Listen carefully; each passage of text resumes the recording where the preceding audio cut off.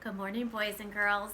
Today I'm going to read you one of my favorite stories about the author Monet. This story is called The Magical Garden of Claude Monet.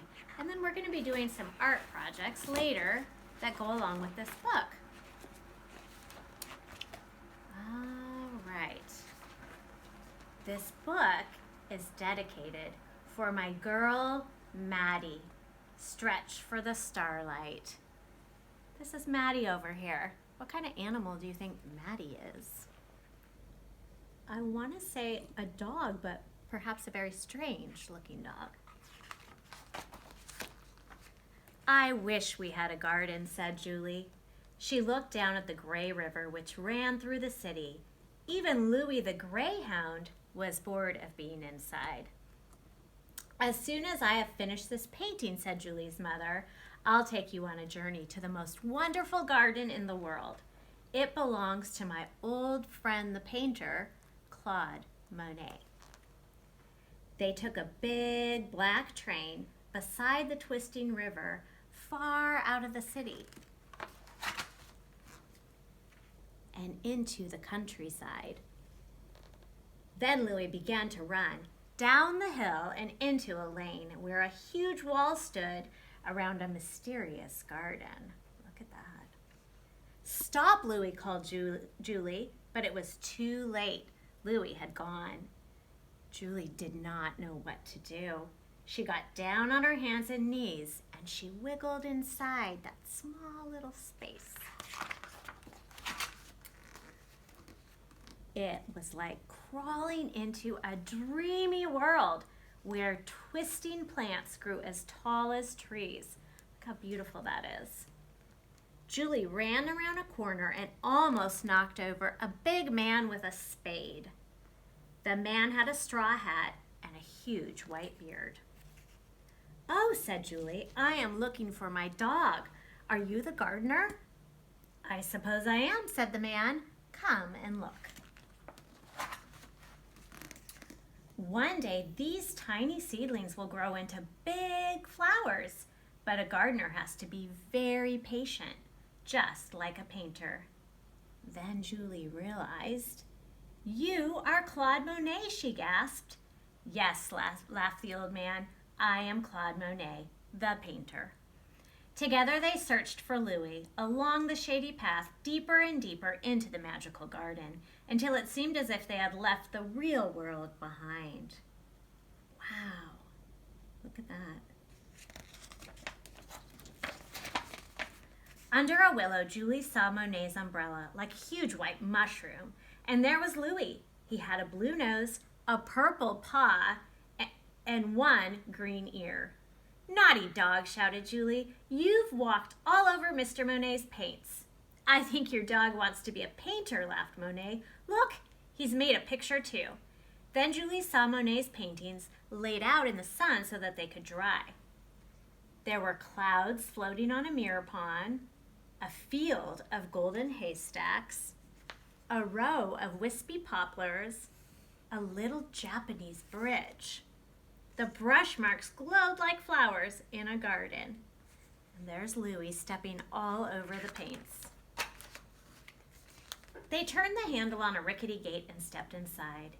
It was like a garden inside of a garden, a wild, wet, watery garden where willows bowed over a silent pool. Can you imagine standing on that bridge looking down? Kind of a special page here. When they rode across the pond, it felt like floating in Mr. Monet's paintings. It all opens up and you can see them rowing across the pond and all the water lilies floating.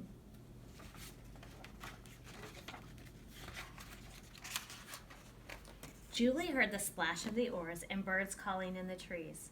All around them, lilies sparkled like a midnight sky. When they reached the very middle of the pool, Monet stretched into the dark water and pulled out one flower. The biggest lily of all, as bright as a silver star. A little present from my water garden. They walked back towards the house, and Monet pushed open a huge art studio door. "Here is my biggest idea of all," he said proudly. "I am trying to paint the most enormous water garden in the world. When you stand in the middle, you will feel as if you've dived into a pool." "It will be amazing," said Julie. For a moment, Monet looked sad. "But to tell you the truth, I wonder if I'll ever finish," he said. "I'm old now and my eyesight is very bad." Julie thought for a moment. "You will need to be very patient," she said, "just like a gardener." "Yes," he smiled, "just like a gardener." Then Claude Monet pulled out a big watch. 4 o'clock precisely, he said. "Time for tea." Look at that huge painting of the water. Waiting in the yellow dining room, surrounded by pictures from Japan, sat Mr. Monet and Julie's mother. "Here are your little runaways," said Monet. Then it was time to leave. Monet walked with them as far as the river. Louis wanted to say goodbye too, but as he jumped up, Julie's beautiful lily went flying into the river. "Oh, Louis," shouted Julie, "that was a special lily." They took the train back to the city, and even Louis was tired. The garden seemed like a distant dream. But in the middle of the night, Julie heard Louis whining to go outside. She tiptoed through the apartment, and beneath the balcony, something was sparkling in the river. What do you think it was? Julie ran outside and stretched into the dark water. She pulled out a lily as bright as a silver star. "Perhaps it's a little present from the water garden," she whispered.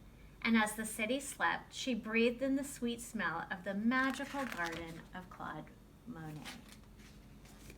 And in the end of this story, there's a picture of Mr. Monet, Claude Monet, who's a very, very famous artist. Hi kids! Today I'm going to teach you how to make a frog. And we're going to start with a pretty simple frog and then move on to some more interesting frogs. So get a piece of paper and a pen. I'm going to make mine kind of big so that you can see, but you can make yours any size. Just grab something to write with and a piece of paper.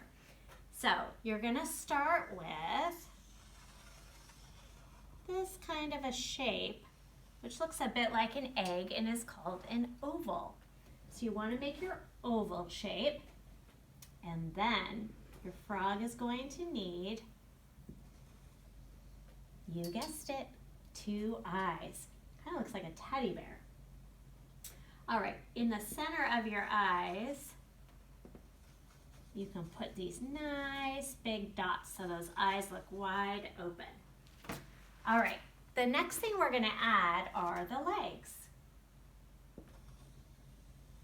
And it's almost like half of a heart. It's half of, this is the left side of the heart, and then there you have the right side of the heart. And you've got 2 legs there. What do you think we need next? Some feet. So add some little feet to your frog, and then we just want to put some lines to define the legs.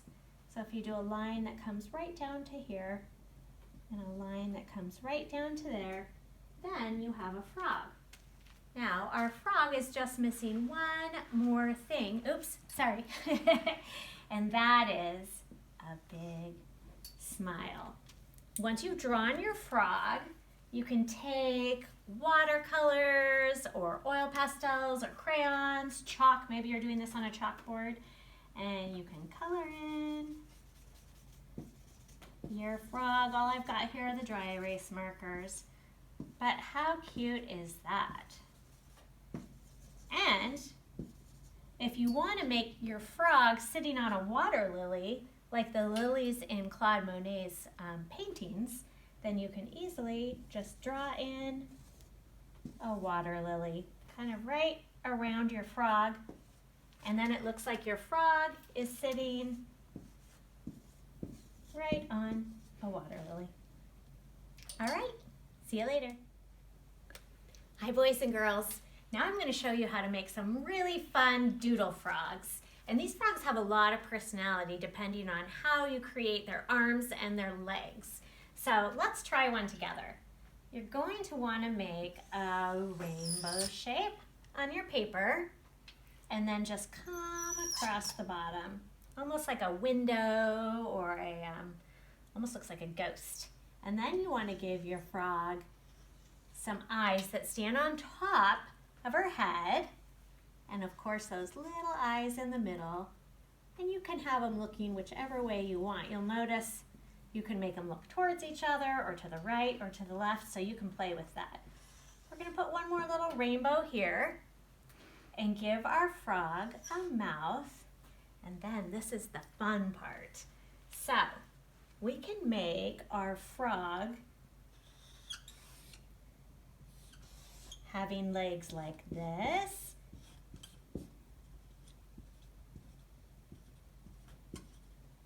And arms like this.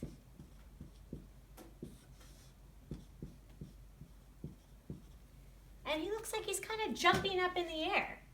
We can also make our frog doing other things. For instance, I'm going to take these arms off and take these legs off, and I'm right back to the frog body. And we can have our frog just looking more like this. And now he looks like a little bit stern, like he's confused. We can also take our arms and legs off, and we can have the arms go right up there. The little dots. Maybe make his legs going out like that. Now he looks like he's like jumping for joy. So you can practice making your frog your doodle frog do lots of different things. See how many different types you can create. And then of course you'll want to remember to make your frog green. Maybe you could do like light or dark green here and a different color green. I only have one shade here.